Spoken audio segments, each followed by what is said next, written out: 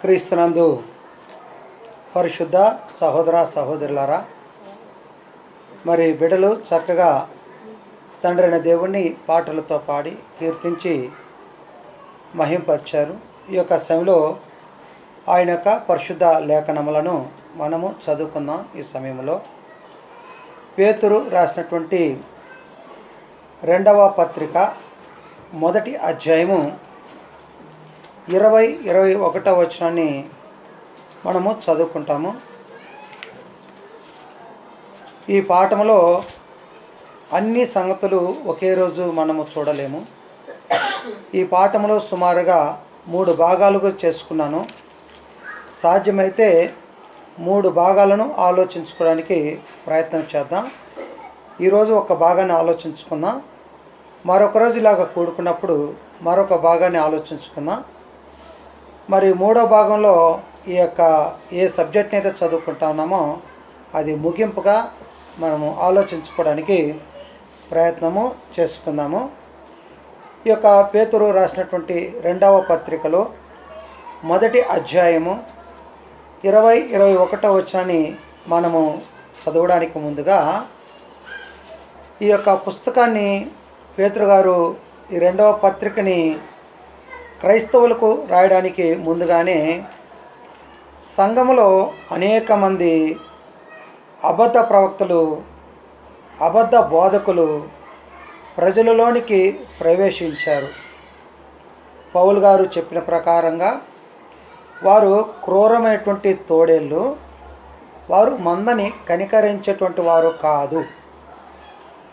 అలాగే యోహాను గారు కూడా చెబుతూ, ప్రియులారా, లోకంలోనికి అనేక మంది అబద్ధ ప్రవక్తలు లోకంలోనికి ప్రవేశించి ఉన్నారు. వారి మన సంబంధులు కాదు. మన సంబంధులైతే మనతో కూడా నిలిచి ఉందరు. మన సంబంధులు కాదు అని చెప్పడానికి వారు మన నుండి బయలు వెడలిపోయారు అని. అలాగే పేతురు గారు కూడా ఈ యొక్క 2వ పత్రికను రాస్తూ, మరియు అబద్ధ ప్రవక్తలు ప్రజలలో ఉండిరి అంటే పాస్ట్ టెన్స్. ఇంతకుముందు పాత నిబంధన గ్రంథంలో కూడా పూర్వము కూడా అబద్ధ ప్రవక్తలు ప్రజల్లోనే ఉన్నారు. అటువల్లనే మీలోనూ అబద్ధ బోధకులు ఉందరు అన్నాడు. అంటే ప్రస్తుతం అంటే అపోస్తుల కాలంలోనూ అబద్ధ బోధకులు ఉన్నారు. అపోస్తులకు ముందు క్రీస్తు కాలంలో కూడా అబద్ధ బోధకులు ఉన్నారు. ప్రవక్తల కాలంలో కూడా అబద్ధ బోధకులు ఉన్నారు.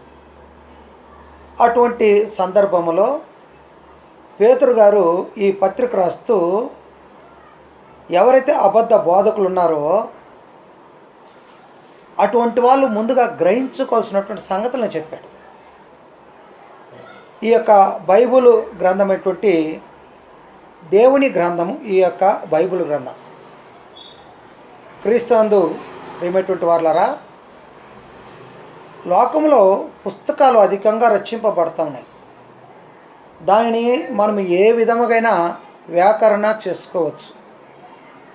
ఒకవేళ దాన్ని రాసినటువంటి గ్రంథకర్త ఉన్నట్లయితే తన యొక్క ఉద్దేశంతో, ఏ ఉద్దేశంతో తను రాశాడో ఆయన ఆ వ్యాకరణను తను చెప్పగలుగుతాడు, తన యొక్క ఉద్దేశాలు. దానిని ఇంకొక వ్యక్తి తీసుకొని ఆ వ్యాకరణను చెప్పినప్పుడు, లేక ఉపదేశాన్ని ఎక్స్ప్లెయిన్ చేసినప్పుడు, తప్పుగా చెప్పినప్పుడు అతడు కోపగించుకుంటాడు. అలాగనే బైబిల్ గ్రంథము దేవుని యొక్క ఆత్మ చేత రాయబడినటువంటి గ్రంథము అని ప్రతి ఒక్కరూ మొట్టమొదటిగా గ్రహించుకోవాల్సినటువంటి అవసరము ఎంతైనా కూడా ఉంది. ఈ విషయంలో అనేక మంది పొరపడుతున్నారు. బైబిలు దేవుని యొక్క గ్రంథము అనేటువంటి విషయంలో పొరపడి సాధారణంగా లోకంలో పుస్తకాలను పోల్చుకుంటూ చూస్తూ ఉన్నారు. అందుకని యొక్క గ్రంథకర్త ఈ యొక్క 1వ అధ్యాయము 20-21 వచనంలో చెప్పుకుంటూ వచ్చాడు. అయితే ఈ యొక్క బైబిల్ గురించి నేను చెప్పినప్పుడు, ఆలోచించినప్పుడు ప్రసంగి గ్రంథంలో ఒక మాట ఉంది. 12వ అధ్యాయం 12వ వచనంలో, హితోపదేశములు వినుము, నా కుమారుడ హితోపదేశములు వినుము, పుస్తకములు అధికముగా రచింపబడును, దానికి అంతము లేదు అనేటువంటి మాటను చెప్పారు. లోకంలో పుస్తకాలు ఏం చేయబడతా ఉన్నాయి? అధికముగా రచింపబడుతూ ఉన్నాయి. ఇప్పటికి కూడా అనేకమైనటువంటి రచనాకారులు పుస్తకాలను రచిస్తూనే ఉన్నారు. దానికి ఏమి లేదంటే అంతము అనేటువంటిది లేదు. కాబట్టి మనం గమనించుకోదగినటువంటి విషయం ఏమంటే, మృగాలలోకి అంతటికీ రాజు ఎవరంటే సింహము రాజుగా చెప్పుకుంటాం. అలాగనే పక్షులలో రాజు ఎవరని అనుకున్నట్లయితే మనం ఈగల్ లేక గద్ద పక్షిరాజు అని చెప్పబడతా ఉంటుంది. అలాగే ఫ్రూట్స్లలో శ్రేష్టమైనటువంటి ఫ్రూట్ రాజు ఎవరంటే ఈ సీజన్ ఇప్పుడు వచ్చినటువంటి మామిడి పండ్లు సీజన్లో ఉన్నటువంటి ఫలాలు అన్నిట్లో శ్రేష్టమైనటువంటిది ఏంటంటే మామిడి పండు. ఆ యొక్క ఫలాల్లోనే మామిడి పండు రాజులు.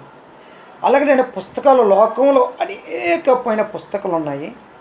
ఆ పుస్తకాలన్నిటికీ బైబిల్ గ్రంథము రారాజు అని చెప్పాలి. ఇస్ ద ఎంపరర్, చక్రవర్తి అని మనము అర్థం చేసుకోవాలి. ఎందుకంటే 40 మంది గ్రంథకర్తల చేత 1600 సంవత్సరాలు కంప్లీట్ రైటింగ్లో ఉండి ఒకేసారి రాయబడి ముగింపబడినటువంటి ఒకే ఒక గ్రంథం ఏదైనా ఉందంటే అది కేవలము ఏది మాత్రమే? బైబిల్ గ్రంథము ఒకటే. కాబట్టి ఈ గ్రంథరాజు అనేటువంటి ఈ బైబిల్ గ్రంథాన్ని మనము చదువుకుంటున్నప్పుడు ఈ అబద్ధ బోధకులు గమనించుకోగలిగినటువంటి ఒక విషయం ఏంటంటే, మొదటి అధ్యాయంలో పేతురుపత్రిక, 2వ పేతురుపత్రిక మొదటి అధ్యాయము 20వ వచనం 21వ వచనం మనం చదువుతాము. ఇక్కడ కొన్ని సంగతులు ఆలోచించుకున్న తర్వాత, ముఖ్యంగా బైబిల్ గ్రంథము దేవునిది అని మనం నమ్మిన తర్వాత ఈ బైబిల్ గ్రంథంలోనికి మనం ఏమీ చేర్చకూడదు, అందులోని మనం ఏమీ కూడా తీసివేసేటువంటి అధికారము మనకి ఎవరికి కూడా దేవుడు ఇవ్వలేదు అనేటువంటి విషయాన్ని మనం గ్రహించుకోవాల్సినట్టు అవసరం ఉంది. అందుకని 20వ వచనంలో ఆయన ఏం చెప్పాడంటే, ఒకడు తన ఊహను బట్టి చెప్పుట వలన లేఖనములలో ఏ ప్రవచనము పుట్టదని మొదట గ్రహించుకొనవలెను. ఒక వ్యక్తి ఏం గ్రహించుకోవాలంట?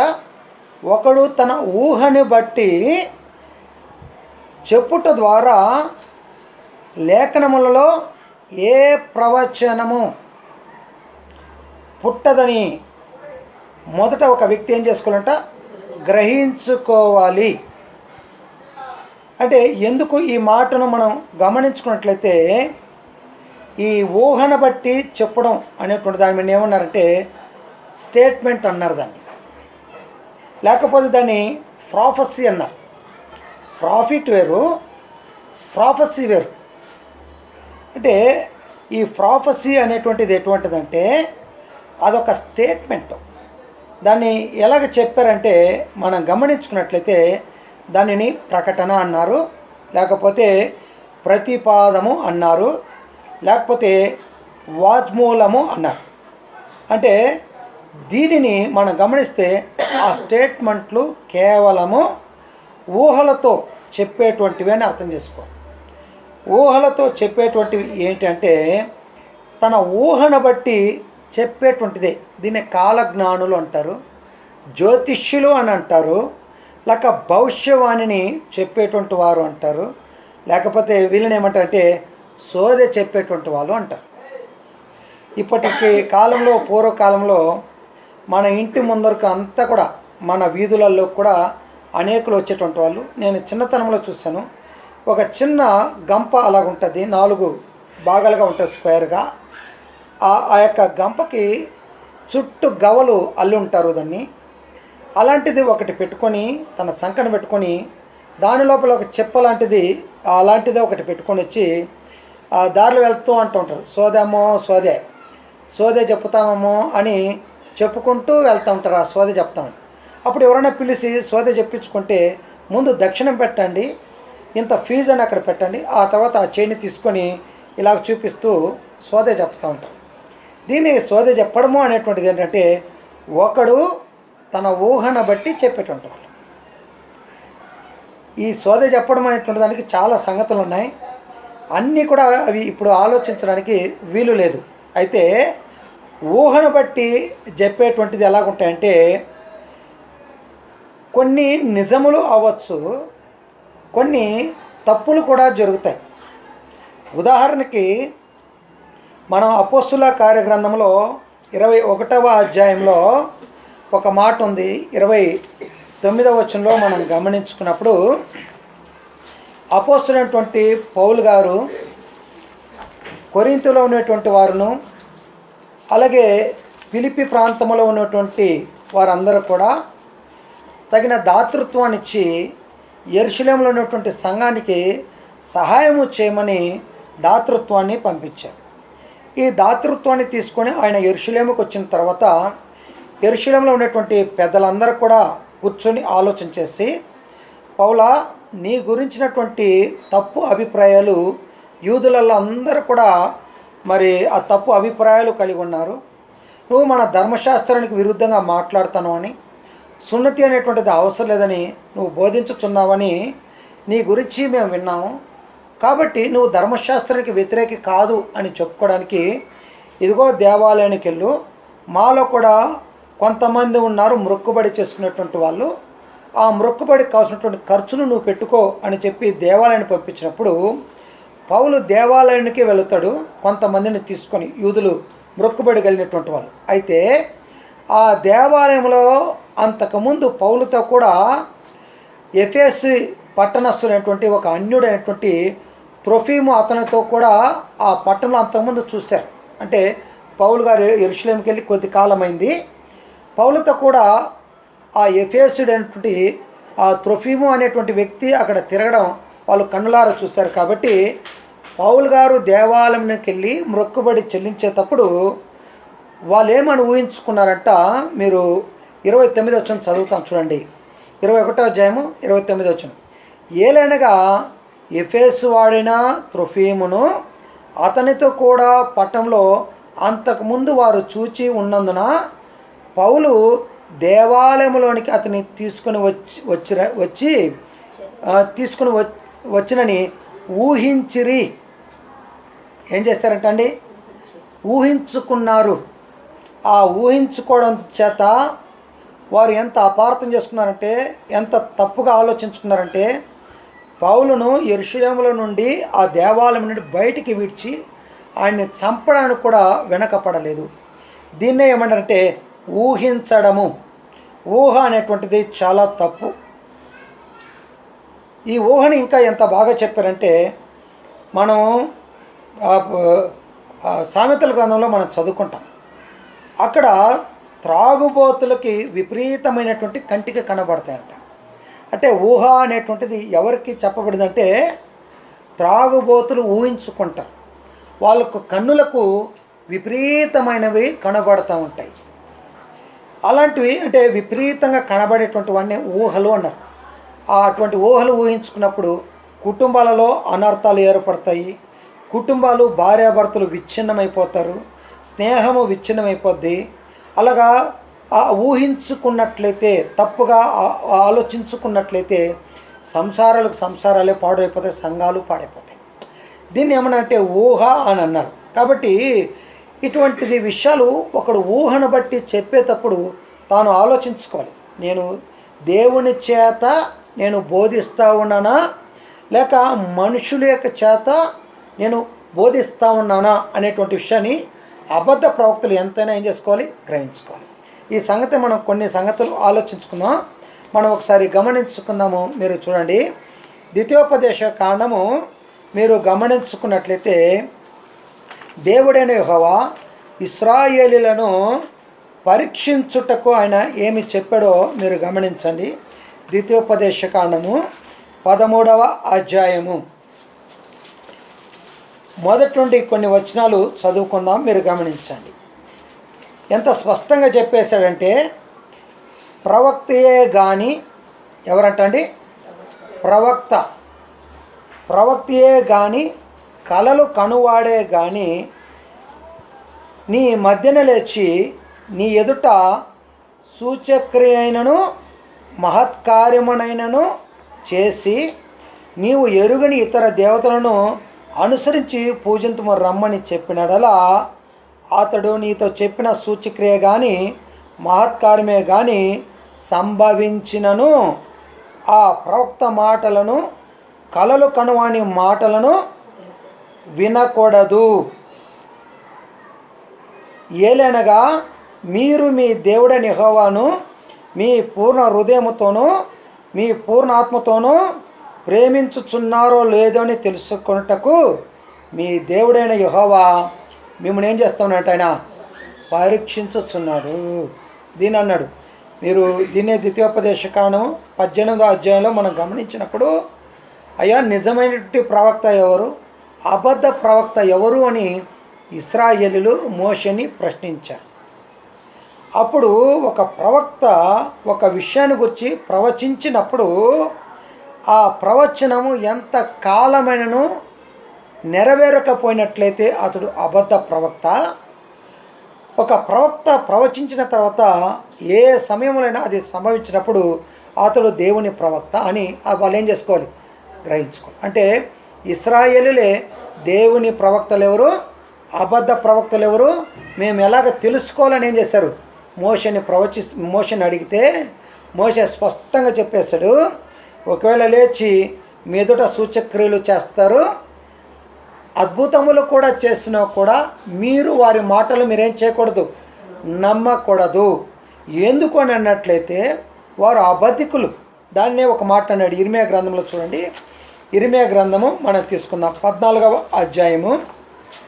ఈ ఇర్మియా గ్రంథంలో ఆ యవనుడు ఆ ఇర్మియా ద్వారా దేవుడు చెప్పినటువంటి మాటలు అంటే, ఇశ్రాయేలును 70 సంవత్సరములో నేను బబులోనుకు దాసులుగా వాళ్ళని అప్పగించబోతా ఉన్నాను అని ఇర్మియా ప్రవక్త ప్రవచిస్తూ ఉంటే, ఇంకొక పక్క అబద్ధ ప్రవక్తలు అమధ్య లాంటి వారు ఇర్మియాకు విరుద్ధంగా ప్రవచిస్తున్నారు.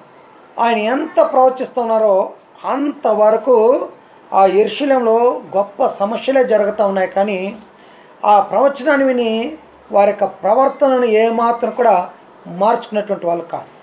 కారణం ఏమంటే ఇర్మియా చాలా చిన్నవాడు, యవనస్తుడు. ఇశ్రాయేలీయులేమో వయసులో పెద్దవాళ్ళు, అనుభవనీయులు. కాబట్టి వారు ఎంత మాత్రం కూడా ఇర్మియా మాటని నమ్మడానికి వాళ్ళు ఏ విధంగా వాళ్ళ యొక్క హృదయంతో నమ్మడానికి ఇష్టపడలేదు, ఆ ప్రవచనాల్ని అంగీకరించలేదు. కారణం అంటే వయసులో చిన్నవాడు. అందుకని అన్నాడు, దేవా నేను బాలుడిని, ఇంకా నేను చెప్తే ఎవరు వింటారు? ఇంతకుముందు మనం చదువుకున్న మోషే కూడా అన్నాడు, నేను ఎంతటి వాడినయ్యా, నేను ఫరో యొద్ద పోయి మాట్లాడడానికి, ఇశ్రాయేలు ప్రజలే నా మాట వినుకోకున్నప్పుడు ఫరో నా మాట ఎలాగ వింటాడు అన్నాడు. అలాగే ఇర్మియా చిన్నవాడు, అతని మాటలు ఎలాగ వింటారు? ఒకవేళ ఆయన ప్రవచించినా కూడా అతని స్థితి ఎలాగుందని ఒక సహోదరుడు వివరించుకుంటూ వచ్చాడంటే, అతని తలపైన అలాగ మొట్టికలేసేటంట. ఆ చిన్నవాడు కాబట్టి అతడు ఆ దెబ్బల్ని అలాగ తడుకుంటూ ఇంటికి అలాగ వెనక్కి వెళ్ళిపోతూ, దేవా నేను ప్రవచించాను కానీ ఎవరు ఏం చేస్తలేదు, నా మాట వింటలేదే అని చెప్పుకునేటువంటి వాడు ఇర్మియా. ఆ ఇర్మియా అంటున్నాడు 14వ అధ్యాయంలో మనం గమనించండి. 14వ వచనం మనం చదివితే, యెహోవా నాతో ఇట్లన్నాడు, ప్రవక్తలు నా నామను బట్టి అబద్ధములు ప్రకటించుచున్నారు, నేను వారిని పంపలేదు, వారికి ఆజ్ఞయలేదు, వారితో మాట్లాడలేదు. వారు అసత్య దర్శనమును, శకునమును, మాయతంత్రములను, తమ హృదయమున పుట్టిన వంచనను ప్రకటన చేస్తున్నారు. కావున నేను వారిని పంపకపోయినను నా నామమును బట్టి ఖడ్గమైనను క్షామమైనను ఈ దేశంలోకి రాదని అబద్ధ ప్రవచనములు ప్రకటించు ప్రవక్తలను గురించి యెహోవా ఇలాగో సెలవిచ్చుచున్నాడు. అంటే దేవుడు వారిని పంపకపోయినా వారి యొక్క సొంత బుద్ధితో, సొంత ఆలోచనతో, తన ఊహను బట్టి దేవుని ప్రజలను ఏం చేస్తున్నారు? వాళ్ళు మార్గాన్ని తప్పించే రీతిగా బోధిస్తూ ఉన్నారు వాళ్ళు. అంటే మనుషుడు తన ఊహను బట్టి చెప్పడం చేత ఎన్ని సమస్యలు కలుగుతూ ఉన్నాయి. అంటే అందుకండి పేతురు గారు ఎంత స్పష్టంగా చెప్పారంటే, ఒకడు తన ఊహను బట్టి చెప్పుట వలన లేఖనాలు ఏం పుట్టదంట? ఏ ప్రవచనము పుట్టదు అని ఒకడు ఏం చేసుకోవాలంట? గ్రహించుకోవాలి. అందుకని కింద ఆయన చెప్తూ ఇటువంటి సంగతులు అనేకం ఉన్నాయి, మనం అనేకం చూడడానికి మనకు సమయము చాలదు. అందుకే ఆ పేతురు పత్రికలో ఆయన ఎంత స్పష్టంగా ఆ సంగతిని ఆయన వివరించి చెప్పేశాడంటే, ఒకడు తన ఊహను బట్టి చెప్పటం వలన లేఖనములలో ఏ ప్రవచనం పుట్టదని మొదట గ్రహించుకున్న వలన, ఏలనగా ప్రవచనం ఎప్పుడునూ మనుషుని ఇచ్చని బట్టి కలగలేదు, కానీ మనుషులు పరిశుద్ధాత్మ వలన ప్రేరేపింపబడిన వారై దేవుని మూలముగా ఏం చేశారంట? పలికారు. కాబట్టి మనుషులు పరిశుద్ధాత్మ చేత ఏం చేయబడినటువంటి వాళ్ళంట? ప్రేరేపింపబడినటువంటి వారి దేవుని మూలకంగా ఏం చేశారు? పలికినటువంటి మాటలు. ఇది మనకు అర్థము కావాలనుకున్నట్లయితే మనము సమూయేలు గ్రంథము ఒకసారి తీసుకోండి. 2వ సమూయేలు గ్రంథము చాలా ఇంపార్టెంట్ అయినటువంటి వచనాలు, జాగ్రత్తగా గుర్తుపెట్టుకోవాలని కోరుతా ఉన్నాను. 23వ అధ్యాయము గమనించండి. సమూయేలు గ్రంథములో 23వ అధ్యాయము, 2వ సమూయేలు గ్రంథము 23వ అధ్యాయము, దావీదు యొక్క చివరి మాటలు. దావీదు చివరిగా ఏం చేసినటువంటివి? పలికినటువంటి మాటలు ఇవి. ఆయన అంటా ఉన్నాడు 2వ వచనంలో, యెహోవా ఆత్మ నా ద్వారా పలుకుచున్నాడు. ఎవరు పలుకుతా ఉన్నారంట? యెహోవా ఆత్మ నా ద్వారా పలుకుచున్నాడు, ఆయన వాక్కు నా నోటన ఉన్నది. ఇశ్రాయేలు దేవుడు సెలవిచ్చుచున్నాడు, ఇశ్రాయేలుకు ఆశ్రయ దుర్గమగు వాడు నా ద్వారా పలుకుచున్నాడు అంటున్నాడు. అంటే దేవుడు దావీదుని ఆవేశింపజేశాడు. దేవుని ద్వారా యెహోవా మాటలు పలుకుచున్నాడు. దీన్ని మనం అర్థం చేసుకోవాలంటే ప్రేరేపింపబడడం. దీన్ని ఎలాగ చెప్పారంటే, a person or thing that makes you want to do something or give you good ideas అని చెప్పబడింది. అంటే గొప్ప ఆలోచనలు లేదా పనులు చేయాలనే కోరికను కలిగించే విషయం లేదా వ్యక్తి ప్రేరేపణ లేక స్ఫూర్తి అని చెప్పబడినటువంటి మాట. అంటే మనుషులు దైవ సందేశాన్ని మనుషులు ఎలాగ బ్రతకాలో ఈ లోకంలో వాళ్ళు నేర్చుకొని ఆ సత్ప్రవర్తన కలిగి బ్రతకడానికి దేవుడు తన ఆత్మ చేత మనుషులకి ఏం చేశాడంటే ప్రబోధించాడు. కాబట్టి మన చేతిలో ఉన్నటువంటి 66 పుస్తకాలు 40 మంది గ్రంథకర్తల చేత 1600 సంవత్సరములు కంప్లీట్గా రాయబడినటువంటి ఒకే ఒక గ్రంథం ఏదంటే అది బైబిల్ గ్రంథము. ఈ బైబిల్ గ్రంథము ఈ 66 పుస్తకాలు కూడా మనుషుని యొక్క ఎలాగ రాలేదు? ఊహను బట్టి కలగలేదు. మనుషులు ఎలాగ పలికారంట? పరిశుద్ధాత్మ ద్వారా దేవుడు ఏం చేస్తానట? పలుకుచున్నాడు. గాడ్ ఇన్స్పిరేషన్ అంటే దేవుని ద్వారా ఆవేశింపబడి దేవుని ద్వారా ఏం చేయబడినటువంటి మాటలు, పలికినటువంటి మాటలు. కాబట్టి బైబిల్ గ్రంథము ఎవరిది? ఏ మానవునిది కాదు, ఏ మనుషుని యొక్క ఆలోచన ద్వారా వచ్చినటువంటిది కాదు. దేవుని ద్వారా దేవుడు ప్రజల యొక్క శ్రేయస్సును కోరి దేవుడు తన యొక్క మాటల్ని ప్రజలకు ఏం చేసినటువంటివి? మనుషుల ద్వారా అందించినటువంటి మాటలు. కాబట్టి ఈ మాటలు దేవుని మాటలే అని మనం ఎలాగ తెలుసుకోవచ్చు అంటే ఒక మంచి ఉదాహరణ చూసుకుందాం. గమనించండి. ఒక మాటని నిర్గమకాండంలో మీరు గమనించండి. నిర్గమకాండం 17వ అధ్యాయంలో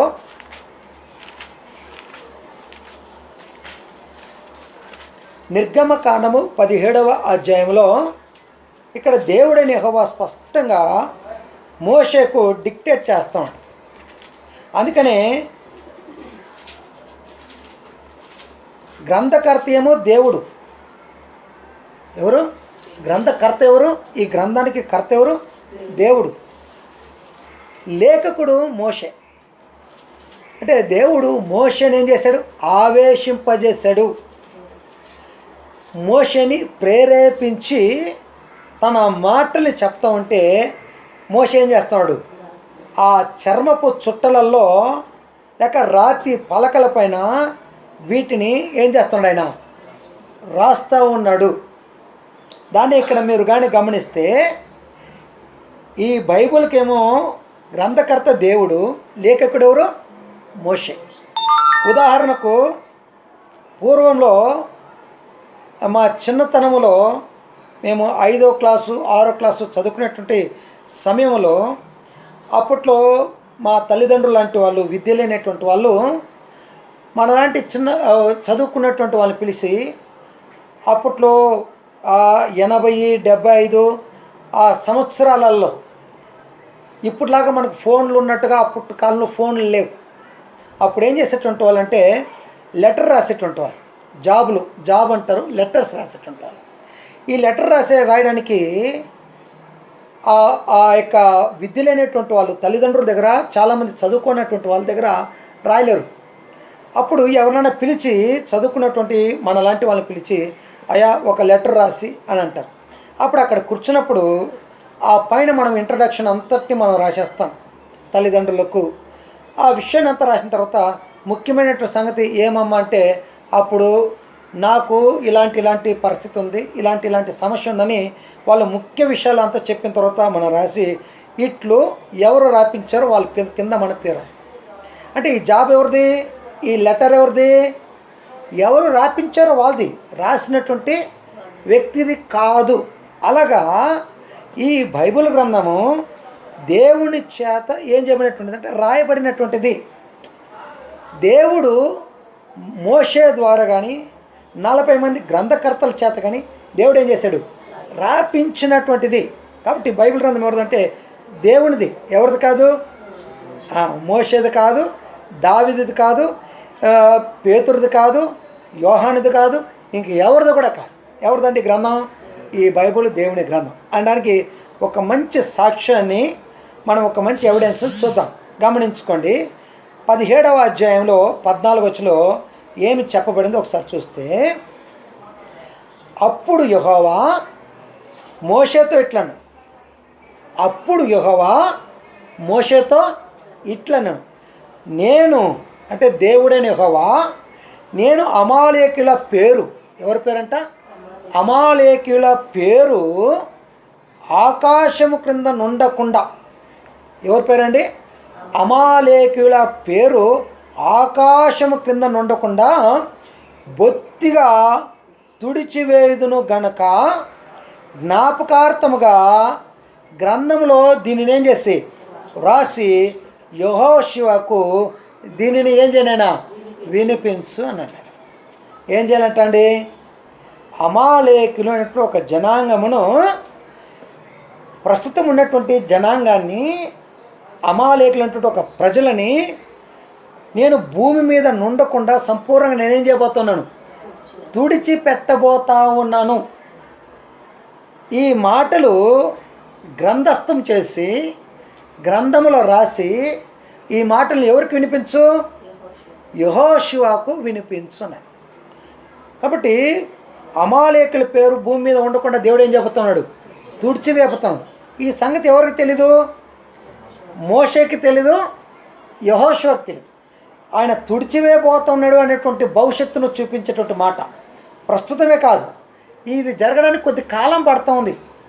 సుమారుగా ఒక 400 సంవత్సరాలు ఇన్ బిట్వీన్ అంత కాలం పడుతూ ఉంది. ఎవరిని? అమాలేకులైనటువంటి వారిని భూమి మీద ఏం చేయకోకుండా వండుకుండా తుడిచివేయడానికి 400-500 సంవత్సరాలు కాలం పడుతూ ఉంది. ఈ మాటను దేవుడు మోషే ద్వారా ఏం చేసి ప్రవచింపచేసి, అప్పుడు ఈ మాట ఏం చెప్పడాలి? చూడండి. అందుకని ఈ బైబిల్ కన్నా దేవుని అని చెప్పడానికి ఇంకొక మాటను మీరు గమనించుకున్నట్లయితే, దీనినే మనం సంఖ్యాకాండము తీసుకోండి. ఇక్కడ సంఖ్యాకాండంలో ఒక అద్భుతం జరగబోతోంది. ఇక్కడ బాలాకు అనేటువంటి ఒక రాజు బిలాము అనేటువంటి ఒక ప్రవక్తను, నది అవతల ఉన్నటువంటి ఆ బిలాము అనేటువంటి ప్రవక్తను పిలిపించి, ఇశ్రాయేలులకు విరుద్ధంగా ప్రవచించు, నువ్వు ఎవరినైతే శపిస్తావో మేము వారి మీద విజయాన్ని సాధిస్తాము, కాబట్టి నువ్వు ఇశ్రాయేలును శపించమని పెద్ద కొండ మీదకి తీసుకెళ్ళి అక్కడ బలిపీఠము కట్టించి అక్కడ బలులను అర్పించి ఇశ్రాయేలు ప్రజలను శపించమని బాలాకు రాజు బిలాముతో, ప్రవక్త అయినట్టు బిలాముతో చెప్తే, బిలాము నోట గుండా దేవుడు ఇశ్రాయేలును ఆశీర్వదించాడు కానీ వారిని ఏం చేయలేదు, శపించలేదు. ఎందుకంటే దేవుడు అబ్రహాము దగ్గర చెప్పాడు, నిన్ను ఆశీర్వదించు వారిని నేను ఆశీర్వదిస్తాను, నిన్ను శపించు వారిని నేను శపిస్తానని దేవుడు ముందుగా చెప్పాడు. కాబట్టి దేవుని ప్రజలైనటువంటి ఇశ్రాయేలును దేవుడు శపించడానికి బదులుగా ఆ బిలాము నోటకుండా ఏం చెప్పించాడు, ఆశీర్వాద వచనాలు పలికించాడు. ఒక మాట చదువుదాం. సంఖ్యాకాండము 24వ అధ్యాయము 20 వచనం చూడండి. 24వ అధ్యాయము 20 వచనం మనం కానీ చదువుకుంటే, మరియు అతడు అమాలేకుల వైపు చూచి ఉపమాన రీతిగా ఇట్లను,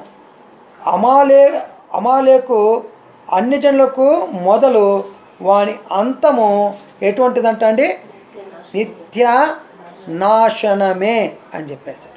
అంటే ఇలాగ ముమ్మారు బిలాము ఇశ్రాయేలు ప్రజలను శపించడానికి బదులుగా ఏం చేశాడు, ఆయన నోటకుండా ఆశీర్వదింపజేశాడు ఇశ్రాయేలు ప్రజలు. అంటే అమాలేకుల యొక్క నాశనం ఎటువంటిదంట, నిత్యమైనటువంటి నాశనాలన్నీ.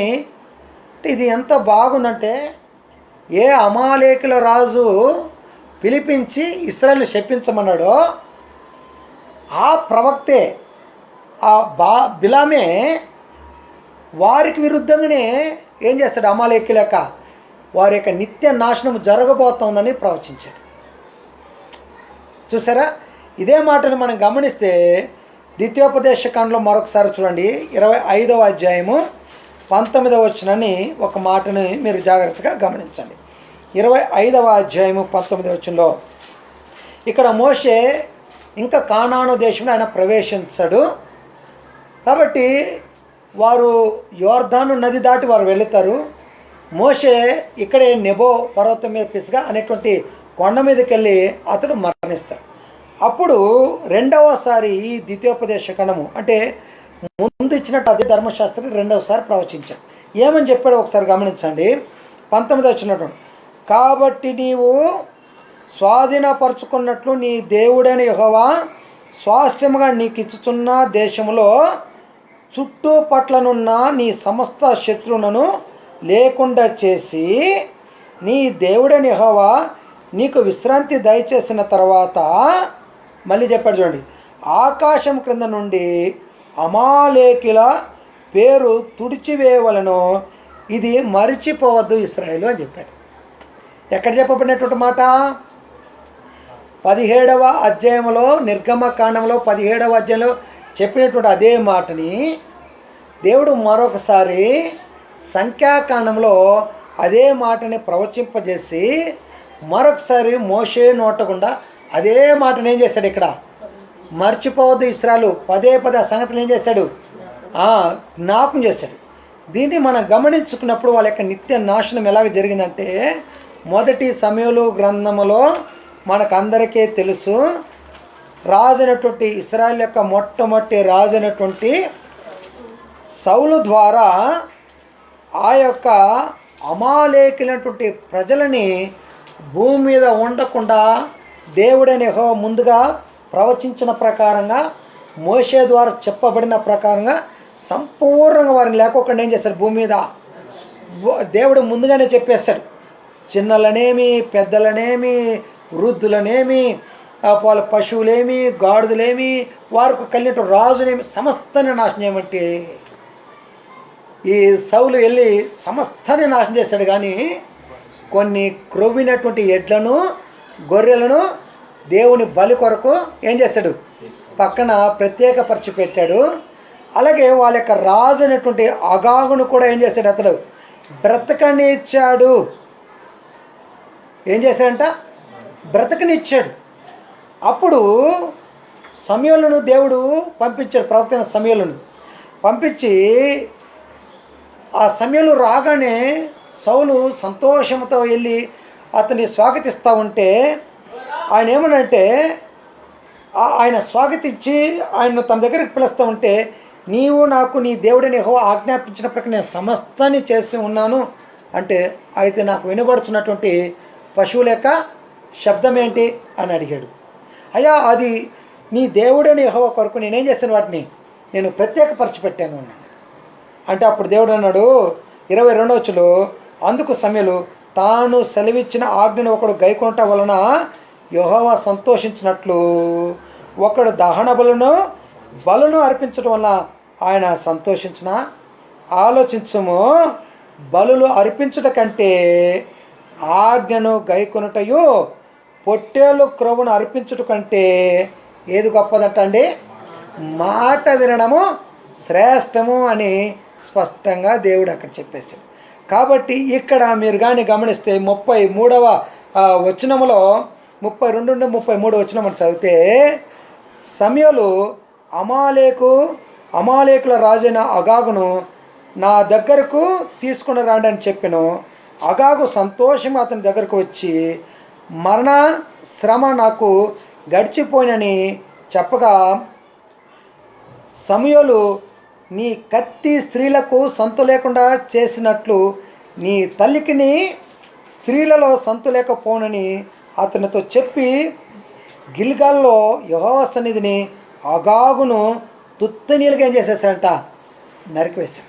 అంటే ఇక్కడ అమాలేకైనటువంటి ఒక ప్రజలని, జనుల్ని ఆకాశం క్రింద నుండనికుండా ఎందుకు తుడిచివేశారంటే, ఇశ్రాయేలు ప్రజలు ఐగుప్తు నుండి బయలుదేరి వచ్చిన తర్వాత వాళ్ళ వెనకున్నటువంటి ఒక భాగం బలహీనులని కొంతమంది స్త్రీలను పట్టుకొని వారి యొక్క పిల్లలను చంపారు ఈ అమాలేకులు.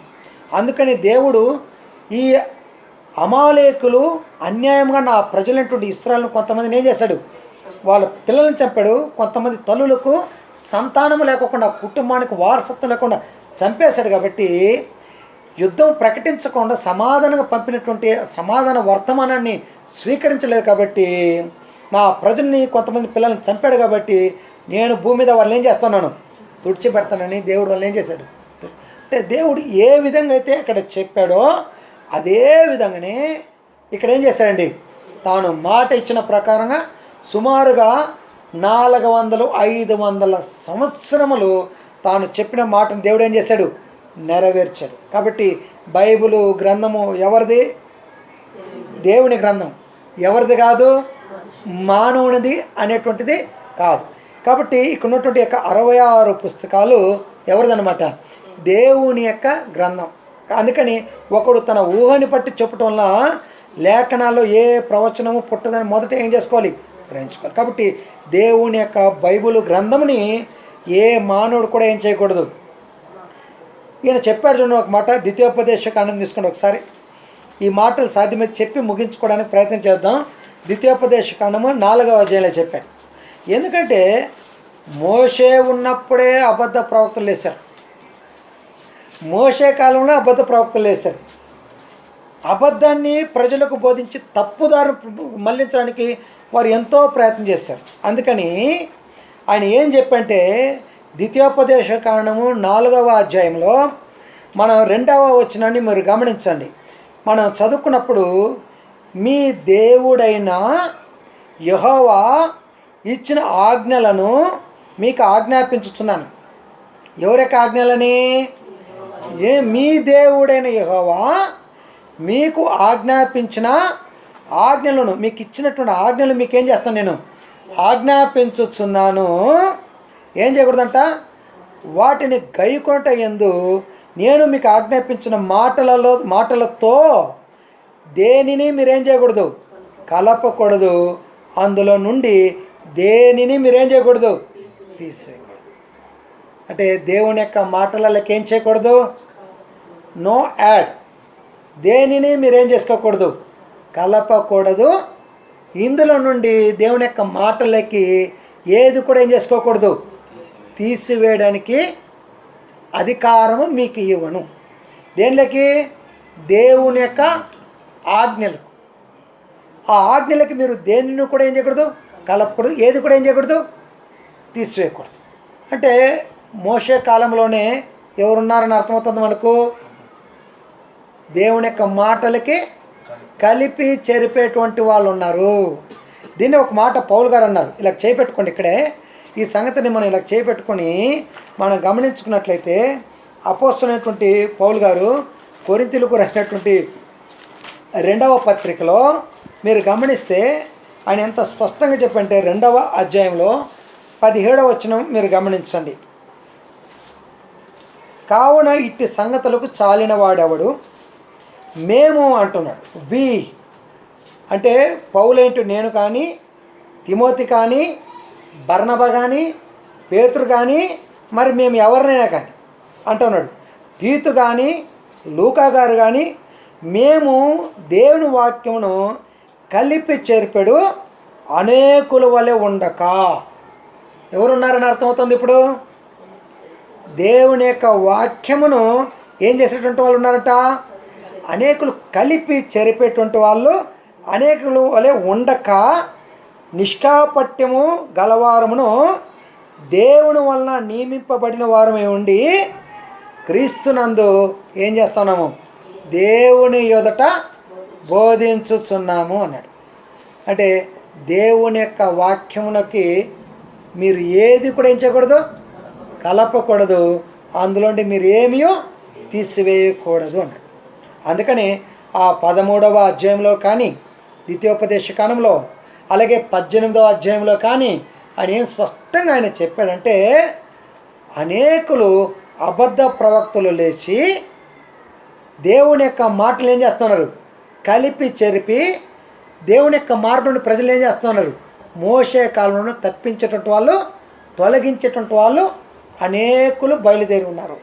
కాబట్టి దేవుని యొక్క ఆజ్ఞలోనికి మీరేం చేయకూడదు, దేనిని కలపకూడదు, దేన్ని కూడా ఏం చేయకూడదు, తీసివేయాలి. ఎందుకు కలపకూడదు, ఎందుకు తీసివేయకూడదని దేవుడు సెలవిస్తున్నాడో ఒక మాటని మనం జాగ్రత్తగా ఆలోచించేద్దాం. కీర్తనల గ్రంథము తీసుకుందాం ఒకసారి. కీర్తనల గ్రంథము 18వ అధ్యాయం తీసుకుందాం ఒకసారి. కీర్తనల గ్రంథము 18వ అధ్యాయము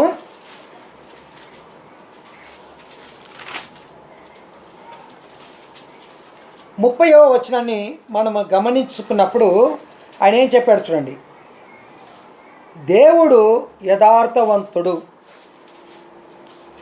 యెహోవా వాక్కు ఎటువంటిదంటే అండి, నిర్మలము. యెహోవా యొక్క వాక్కు ఎటువంటిదంటే అండి, నిర్మలమైనటువంటి వాక్యము. అంటే నిర్మలము అనేటువంటి వాక్యం అంటే the word of God is tied అనేటువంటి ఒక మాట రాబడింది. TRIED, థైడ్ అంటే ఎంతో పవిత్రమైనటువంటి మాటలు అని చెప్పబడింది. అందుకని ఈ యొక్క మాటలు ఎంత పవిత్రమైనటువంటి మాటలు అంటే, పక్కలో మీరు 12వ అధ్యాయాన్ని తీసుకొని 6వ వచనం చూడండి. అక్కడే కీర్తనలో 12వ కీర్తన 6వ వచనం అంటే, యెహోవా మాటలు పవిత్రమైనవి, అవి మట్టి మూసములో 7 మార్లు కరిగి ఊదిన వెండి అంత పవిత్రమైనటువంటి మాటలు. అంటే దేవుని మాటలు అంత పవిత్రమైనటువంటి మాటలు. ఈ మాటలకి ఏం చేయకూడదు, ఏది కూడా ఏం చేయకూడదు, కలపకూడదు. అంటే దేవుని యొక్క మాటలు యథార్థమైనవి, అవి నిర్మలమైనటువంటివి. ఆయన యొక్క మాటలు ఎటువంటివి అంటే పవిత్రమైనటువంటి, అవి ఏం చెప్పినట్టు 7 మార్లు కరిగి ఊదినటువంటి పవిత్రమైనటువంటి మాటలు అంట. ఆయన యొక్క మాటలు 7 మార్లు ఆయన ఏం చేశారంట అంటే ఆయన మాటలను ఆయన ఇచ్చే ముందుగా, తన మాటలు ఇచ్చే ముందుగా ఆ మాటలు నేను నెరవేర్చగలుగుతానో లేదో అని దేవుడు ముందు కూర్చొని తాను ఏం చేస్తాను, ముందుగా ఆలోచించినటువంటి మాటలు 7 మార్లు. అంటే తన మాటల్ని దేవుడు సంపూర్ణంగా ఏం చేశాడు, ఆయన తన మాటల్ని పుటము పెట్టబడినటువంటి మాటలు అన్నాడు. దీన్ని మీరు సామెతల గ్రంథం తీసుకోండి, పక్కన సామెతల గ్రంథంలో 30వ అధ్యాయాన్ని తీసుకోండి. 30వ అధ్యాయము 5-6 వచనాల్లో మనం గమనించుకున్నప్పుడు ఆయన ఏం చెప్పాడు చూడండి. దేవుని మాటలన్నీ పుటము పెట్టబడినవే, ఆయనను ఆశ్రయించు వారికి ఆయన కేడము, ఆయన నోటి మాటలు ఎంతో, ఆయన నోటి మాటలతో ఏమీ చేర్చకము, ఆయన నిన్ను గద్దించునేమో, అప్పుడు నీవు ఏమవుతావు, అబద్ధికుడు అగుదువు అని అన్నాడు. అంటే దేవుని మాటలన్నీ దేవుడు ఏం చేస్తానంటండి, పుటము పెట్టుకున్నాడు. పుటం పెట్టాడంటే పుటము దేన్ని వేస్తారండి, బంగారాన్ని పుటం పెడతారు. బంగారాన్ని పుటం పెడతారంటే లాస్ట్ టైం ఒకసారి మనం బంగారం తీసాం.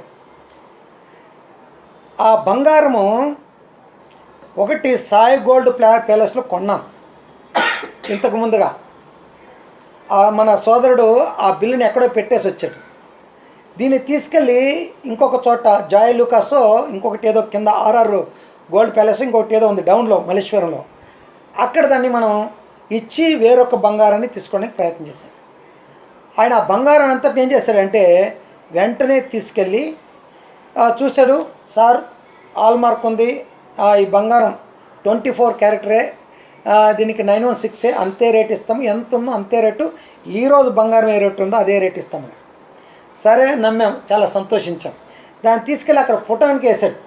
ఆ కంసాలి లోపల ఉన్నాడు ఆయన, పుటానికి వేసి అలాగా బంగారం పైన కొద్దిగా యాసిడ్ లాగా అలా చల్లాడు ఒక పౌడరు. వెంటనే అది మెల్ట్ అయిపోయింది. అందులో కల్మషన్ అంతటిని తీసి చూస్తే ఎలా కనబడిందండి, ఇప్పటి వరకు 916 అన్నాడు, ఇప్పుడు బంగారంలో కొద్దిగా కల్తీ జరిగింది సార్, ఇది 22 క్యారెక్టర్ అని చెప్పేసి. ఏది కాదు ఇప్పుడు 916 కాదు, హాల్ మార్క్ బంగారం కాదు, ఇప్పుడు 22 క్యారెక్టర్ బంగారము. కాబట్టి మీరు అంత రేటు దొరకదు, దీంట్లో కొద్దిగా ఏం చేయబడుద్ది, తక్కువ చేయబడుద్ది అన్నాడు. అంటే ఒక బంగారాన్ని పుటముకు వేస్తేనే ఆ పుటముకు వేపినప్పుడు ఆ బంగారు యొక్క విలువ ఎంతో తెలుస్తుంది. అలాగే మనం వెండిని గురించి కూడా మీరు ఆలోచించండి. మనం తీసేటువంటి వెండి కాలు గొలుసులు కానీ మరి ఏదే కానీ అంత ప్యూర్ అయినటువంటి వెండి కాదు. మంచి వెండి కావాలంటే 24 క్యారెక్టర్ వెండి దొరకద్ది. ఆ వెండి ఎలా ఉంటుందంటే ఫ్లైన్గా ఉంటుంది. మీరు కానీ గమనిస్తే ఒక గ్లాసులో ఒక చిన్న చిన్న పాత్రలో డిజైన్ అనేటువంటి లేకపోతే 24 క్యారెక్టర్ వెండి దొరకద్ది మనకి. మీరు కావాల్సింటే మీరు అంగడికి వెళ్ళినప్పుడు దీన్ని ఒకసారి పరిశీలన చేయండి. మాకు 24 క్యారెక్టర్ వెండిని ఇమ్మనండి. ఆ అంగడి యజమానుడు ఆశ్చర్యపోతారా, మీకు ఎలా తెలుసు ఈ సంగతి అని అడుగుతాం. అది ఒక పల్లెలు వస్తాయి, పల్లెం తెలుసు కదండి, ప్లేట్స్ గ్లాసులు చెంబులు లాంటివి, ఇలాంటివి 24 క్యారెక్టర్ ఇస్తారు. అంటే దాన్ని ఏం చేస్తారు, వెండిని కానీ బంగారం కానీ పుటముకి వేస్తారన్నమాట. అలాగే దేవుడు తన మాటలన్నిటిని ఏం చేశాడు, ఆయన పుటముకి వేసుకున్నాడు. ఆయన అంటే తను మాట ఇచ్చినప్పుడు ఆ మాటని నేను నెరవేరుస్తానో లేదో ముందు దేవుడు కూర్చొని ఆలోచించి ఆ మాటలు ఏం చేశాడు, దేవుడు ఇచ్చాడు. కాబట్టి దేవుని మాటలన్నీ ఏం చేయబడినటువంటి అంట పుటము వేయబడినటువంటివి. ఆయన ఆ మాటలలోకి మనం ఎవ్వరు కూడా ఏం చేయడానికి అధికారం లేదు, ఏమీ చేర్చడానికి కానీ అందులో దేన్ని కూడా మనము తీసివేయడానికి దేవుడు మనకేం చేయలేదు, అనుమతిని అధికారమును అనేటువంటిది ఇవ్వలేదు. ఒకవేళ మనం దేనైనా చేర్చి అందులో మనం దేనైనా మనం తీసివేసినట్లయితే ఈ 30వ అధ్యాయము చెప్పిన మాట ప్రకారము ఆయన ఏమంట, ఆయన నిన్ను గద్దించునేమో, అప్పుడు నువ్వెవరుగా కనబడతావేమో, అబద్ధికుడుగా నువ్వు కనబడతావు. కాబట్టి బైబిల్ గ్రంథము దేవుని యొక్క గ్రంథము. ఈ మాటలన్నీ ఎవరు అండి, దేవుని యొక్క మాటలు. ఈ మాటలకి ఏం చేయకూడదంట, మనము దేనిని కూడా చేర్చకూడదు, ఇందులో నుండి దేన్ని కూడా మనం ఏం చేయకూడదు, తీసివేయడానికి దేవుడు మనకు అధికారము ఇవ్వలేదు. దీన్ని 2 మాటలు చెప్పి ముగిస్తాను. రేపు వారము మళ్ళీ మనకు అవకాశం ఉంటే ఇంకా కొన్ని సంగతులు చదవడానికి మనం ప్రయత్నము చేసుకుందాం. దేవుడు ఒక పనిని చేసిన తర్వాత దేవుడు దాన్ని ఎలాగో చూపిస్తున్నాడో అలాగ మనం చూడాల్సిందే. కానీ దేవునికి నువ్వు ఇలాగ చేయి, ఇలాగ చేయకూడదు అని చెప్పడానికి, బోధించడానికి మనకేం లేదు, అధికారం అనేటువంటిది లేదు.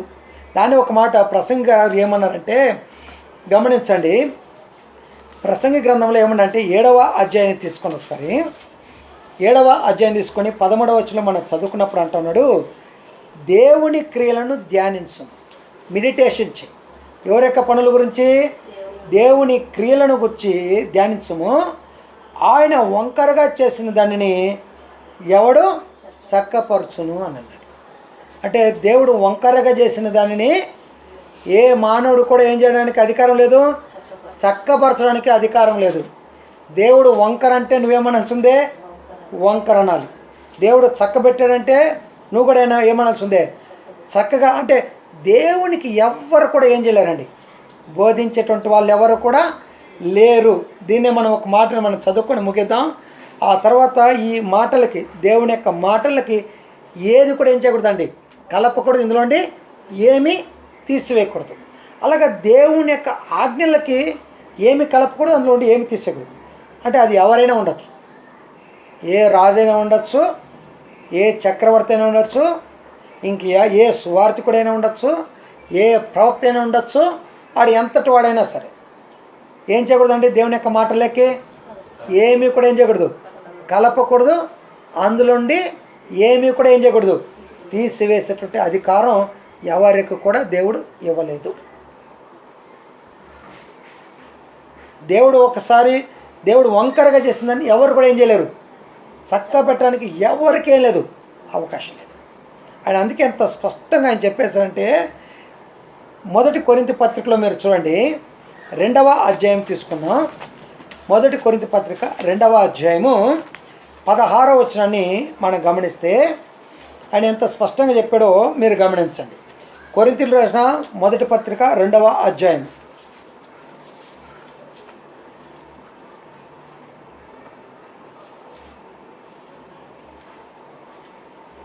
అక్కడ ఎంత బాగా చెప్పాడు చూడండి ఆయన.